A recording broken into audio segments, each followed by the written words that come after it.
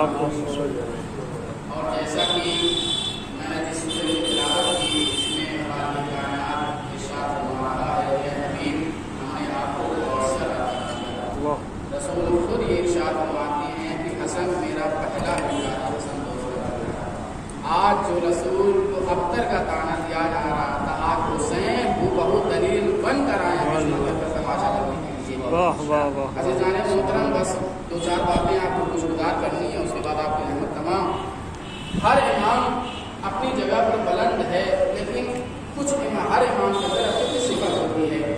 جیسے مولا کائنات کے بعد صحابہ کرام ہے، ہر امام کی جو شناخت ہوتی ہے، جو پہچان ہوتی ہے، وہ امام کے کردار کے اوپر سے ہوتی ہے۔ بے شک بے شک امام کا کردار، امام کا پیغام ایک ہوتا ہے، لیکن کچھ خصوصیات ہوتی ہے جن کی وجہ سے امام جانا اور پہچانا جاتا ہے۔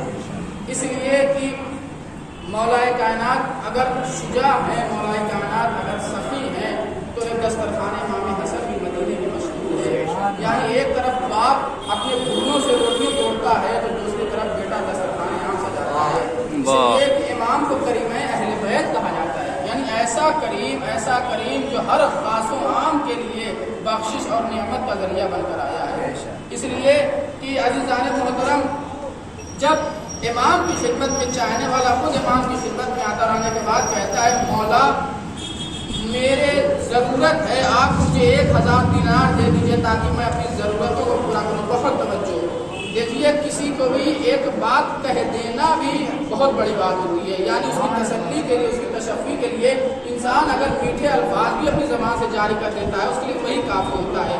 چاہنے والا ہے، مولا سے کہتا ہے کہ مولا مجھے 1000 دینار کی ضرورت ہے۔ اس زمانے میں یعنی آج کے زمانے میں لاکھوں روپے۔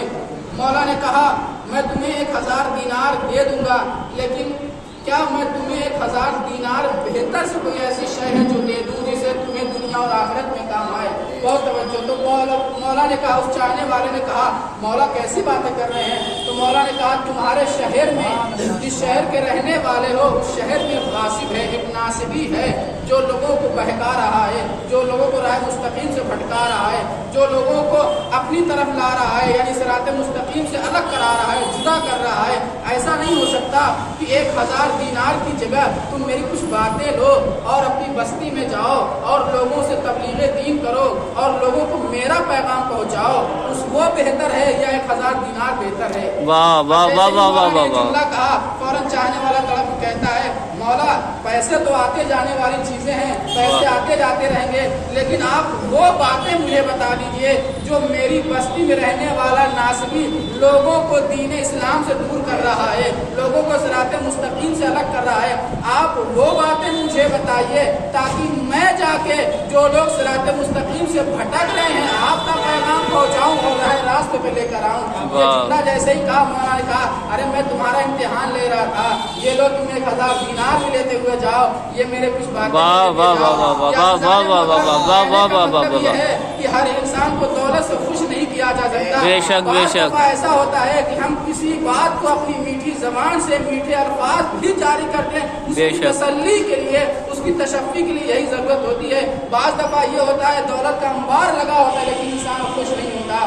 بعض دفعہ ہوتا ہے ایک انسان ایک ایسا الفاظ اپنی زبان سے جاری کرتا ہے کہ سامنے والا خوش ہو جاتا ہے۔ امام نے یہیں پر وہی کہا، امام نے اسے درہم و دینار سے نوازا نہیں بلکہ کچھ باتیں کہی جس سے وہ اتنا خوش ہوا کہ ابھی جو اس کی ضرورت تھی دینار کی، اس کی ضرورت ختم ہو گئی۔ کہا مولا درہم و دینار تو ملتے رہیں گے لیکن آپ کا یہ قول کہاں ملے گا، آپ کی یہ باتیں کہاں ملیں گی، آپ کی یہ سخاوت کہاں ملے گی؟ یہ جملہ بتاتا ہے کہ امام نے جہاں دسترخوان عام کیا وہیں اپنے بابا کا پیغام بھی پہنچایا۔ اگر میرا بابا اپنے گھٹنیوں سے سوکھے روٹی توڑ سکتا ہے لیکن میں اسی کا بیٹا دسترخوان عام کر کے دنیا والوں کو بتانا چاہتا ہوں ہم صاحب اختیار ہونے کے باوجود بھی لذیذ غذا سے محروم نہیں ہیں، بلکہ لوگوں کو کھلا کے بتا رہے ہیں کہ دیکھو ہم کتنے صاحب اختیار ہیں۔ اللہم صلی علی محمد و آل محمد۔ مولا نے فوراً اپنی جو گٹری کی روٹی کی کھولنا شروع کی تھی، اس میں کئی گاٹھ لگی ہوئی تھی۔ چاہنے والے نے کہا مولا ہم سے ہمارے دسترخوان سے نوش کر لیجیے، کہا نہیں اس پر صدقہ حرام ہے۔ امام इमाम देखिए क्या पैगाम पहुंचा रहे हैं, यानी तुम अगर ऐसी जगह काम करते हो जहाँ पे तुम्हें हराम चीजें खिलाई जाए, लेकिन अगर ऑप्शन तुम्हारे पास हो, तुम कोई चीज ले कर गए हो तो वो चीज इस्तेमाल न करो। मौला फकीर के साथ बैठे हुए हैं लेकिन उनका खाना इस्तेमाल नहीं कर रहे हैं। गठरी की गांठ खोलते जाते एक मरतबा कहता मौला कितनी कीमती शय है कि इतना टाइम लग रहा है, इतना वक्त लग रहा है खोलने में। मौला ने जुमला फौरन इरशाद फरमाया, वो इमाम जिसने 63 साल जिंदगी में 60 किलो सिर्फ जौ इस्तेमाल किया था, वो इमाम जब गार्ड खोलता है तो मरतबा कहता है मैंने इस वजह से मुतअद्दिद गार्ड इसलिए बानी है कि कहीं मेरा बेटा हसन इसमें रोगन न लगा दी, कहीं मेरा बेटा हसन इसमें रोगन न लगा दी, इसलिए मैंने इसकी इतनी मुश्किल से उड़ा दी है कि ताकि वो खोल कर इसमें कहीं रोगन न लगा दे। एक इमाम का ये किरदार की दस्तरखाने आम मदीने में है, हर मिस्कीन हर मसलक का आने वाला इस्तेमाल करता है। आखिरी बात और रहमत तमाम इस्तेमाल कर रहा था ना रोटी, मस्जिद के बाहर बैठा हुआ है, प्यासा है, भूखा है, लेकिन इमाम ने कहा आओ भाई ले लो। इमाम क्या देख रहा है कि वो शख्स जो मुझे खाना खिला रहा है उसके पास खुद अच्छी ग़िज़ा नहीं मौजूद है। इसी का बेटा करीम है, हसन है, कितना बड़ा करीम, कितना बड़ा हसीन, क्योंकि होने के बावजूद भी नफीस है मेरा इमाम हसन, हमारा और आपके इमाम हसन। फौरन कहता है मैं तुम्हें ऐसा बताए देता हूँ, जहाँ जाओगे तुम्हें इससे ज्यादा अच्छी ग़िज़ा मिलेगी।